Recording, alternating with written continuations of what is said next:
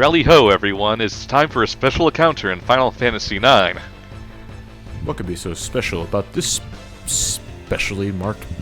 Is, it's a are we Cactuar. fighting a jelly bean? No, wait. We're fighting Cactuar. That's the one left the jelly bean here. It's a really small Cactuar. Oh, wait, is it, yeah, that's is it right. under I the remember ground? now. Yeah, I remember Yeah. now. In Final Fantasy VIII, 9 rather, Cactuars hide under the sand.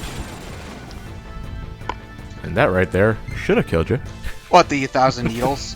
It It always does 1,000 damage. it always does 1,000 damage in every Final Fantasy game, right? Yeah, that's what 1,000 Needles' special skill is. It's always a flat 1,000 damage regardless of your level. So if you learn it really early on, it's useful for a while. So I'm guessing Jumbo you But really at, the, but, at Cactuar. the end of the but at the end of the game, it's not so useful. it's Jumbo kind of like Cactuar. what's the name of the moves in Pokemon? The ones that Sonic Boom. Sonic Boom. I think does that always Twist. always does 20? I think 40 maybe. I don't remember the. Is it Twister that does 40? Sonic Boom maybe did Dragon's 20. I Breath? think Dragon's Rage always did Yeah. 40. I think. Yeah, Yeah. so it's one of those things that's really useful in a certain part of the game, but gets less useful as you go on and can do attacks that do. I wouldn't that. classify it as what part of the game it's good or what encounter it's good for, because the thing about spells like 1,000 Needles or Blowfish is not just the set damage it does, but also most of the time it's also unblockable, and it ignores evasion or magic defense. Yes. So any enemy that's rocking ridiculously high defenses but has shit HP are gonna hate 1,000 Needles, such Yeah. as Cactuars. The other thing though is, you know, Cactuar's thing is that it has this attack that does a set amount of damage. So when you fight a super Cactuar, say the Jumbo Cactuar in Final Fantasy VIII, you're kind of unsurprised when you find it has a skill called 10,000 Needles. Uh-oh. It's my first reaction when I ran to that attack.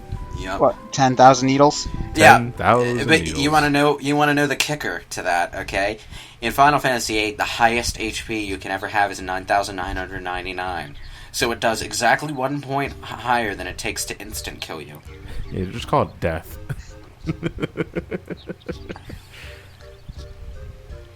Yes, so welcome to Conde Petit, or however you pronounce it. Now, I really regretted not being able to come back here during Disc 4. Why is that? Oh, snap.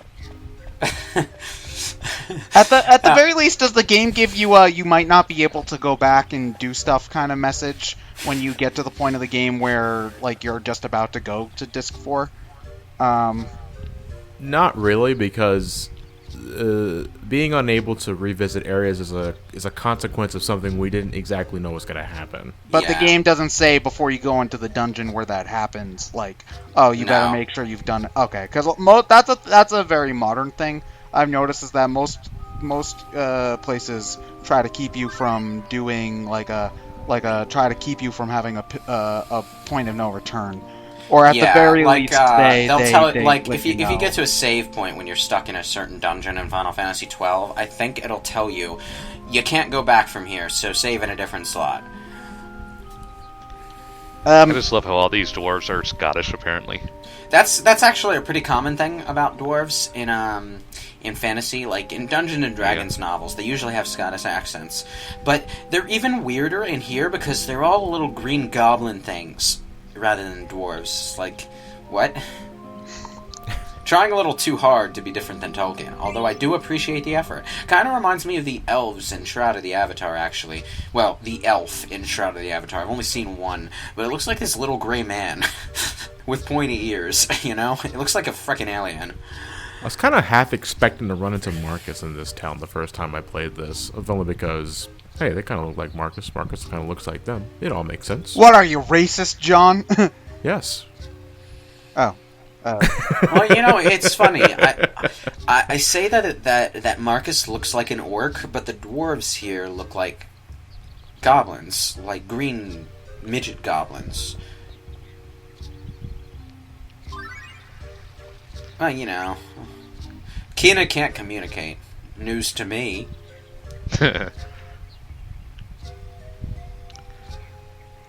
Recipe exchange. It's They kinda do how look like the- goblins, though. They look like World of Warcraft is actually the first thing that's coming to Ooh. mind. Now that I think about it. Of course, since this character is on the cover in America, you already know who she is and that she's going to join your party. Is this Aiko? Yeah, Aiko and her pet Moogle. But here's the funny thing about Final Fantasy covers. In Japan, the Yoshitaka Amano artwork is the entire cover design. You just have a white background, the artwork, and the title, and that's the cover, and that speaks for itself. It's only it's only in the West that they add like characters and stuff to the covers, you know. That's because us stupid Americans can't handle like simplicity. That's actually something that kind of annoys me about the Ace Attorney box covers. In Japan, the Ace Attorney boxes are all very similar in that they've got artwork of 4 main characters for that game and the game's title. In the U.S., every box does that same thing except for the first game where they have a different piece of concept art for the box cover, and it annoys me because it's just like, oh, we can't have something consistent for us stupid Americans. No, we have to make it look cool and dramatic and shit. Otherwise, people won't buy it. So, Well, localization tends to be very weird when it comes to box art. When the first angry game came eyes. out- Yeah. When the first game came out, I will give them this. They were trying to sell a new franchise concept to the States that it was really, really unorthodox. So you're gonna overcompensate a little when you make. But that it's kind like of the business risk. cover of the first game is like lawyers with attitude. Yeah, basically. You know, in hindsight, it's incongruent with the covers that we have for the other games, but at the same time, I understand why they did it. It was because they wanted the game to sell. Yeah. I And understand why too. yeah. It's just annoying. And you know, if the game hadn't sold, which might in truth be because they changed the cover, we wouldn't have had localizations of the games that they have brought over after that. It's more, I think, word of mouth than the cover, but you know, I get what you're saying. I think at this point, after the first game, they pretty much figured that people that are buying this are Ace Attorney fans. Yeah. So they don't bother changing the cover. Yeah. It's just, you know, in the West we do have different aesthetic sensibilities than the Japanese do, so we do expect certain things out of cover that they don't necessarily do. Yeah. Well, regional differences are becoming pretty much a thing of the past now that the internet has pretty much opened up all cultures. Yeah, you say that, but they still regularly have different covers for games between Japan. Oh yeah, I'm saying Angry eyes. it's not all the it's only starting to do that. It's starting to shrink. It's not entirely gone, but it's something I noticed that's starting to happen. Yeah, but you know, the cover is still meant to sell a game to the people who happen to walk by the shelf and see it. So it's not necessarily limited to just the internet culture that it's trying to appeal to. This place does have a nice theme, though. Yeah, it does. Oh, the Outer Continent has a bunch of good themes. This is also Wakanda Petty. That's how I pronounce it. Madain Saru is pretty cool, and Lewis, I think you mentioned that you love the Black Mage Village theme. Oh yeah. Yeah, I love the Black Village theme too. Yeah, Black Mage Village has this really distinctive sort of... how do I say it? I can't place music into genres by sound. Neither can I. I can only use the basic descriptions, so I would say goofy. Yeah, it has a really synthesized sound to it. Oh yeah. Which fits for the Black Mages in this story because of how they came to be, but, you know. Shopping. So, is there anything that we want to buy for synthesis here, or is this... Basically, buy what I'm buying, and you'll be good. Well, with this amount of money, Ryan could basically buy whatever the fuck he wants. I think I'll buy the Oh town. shit! Look, I only just noticed how much goddamn money you've got. Hey, Riley ho! I'm kicking you out. Although you'd be surprised. You have until tomorrow. You'd be surprised how quickly, even at this point in the game, 400,000 gil can disappear if you're careless with it. So, Yep. just like real life, it only seems like a lot of money until you have to pay your bills. Yeah. On payday, you're Tony Stark. Every day after, you're Spider-Man. Yeah. If only I could take pictures Sure of myself and sell those. Well, there are porn sites for that. Hey, people would watch Spider-Man porn. You know. Huh. I think we should get into the market of BrainScratch porn. No.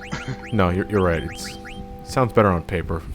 It's too sexy. People wouldn't be able to... Yeah, they couldn't handle all the sexiness. What, we didn't sell enough of our soul when we did the Final Fantasy XIV video? No. We just rented it. We just lent it out. Rented it out. Yeah, we just rented the soul out. No, We got it back. I still love that game, by the way. I'm almost to Heaven's Word, and the game gets better the further in you get. You like Final Fantasy 14?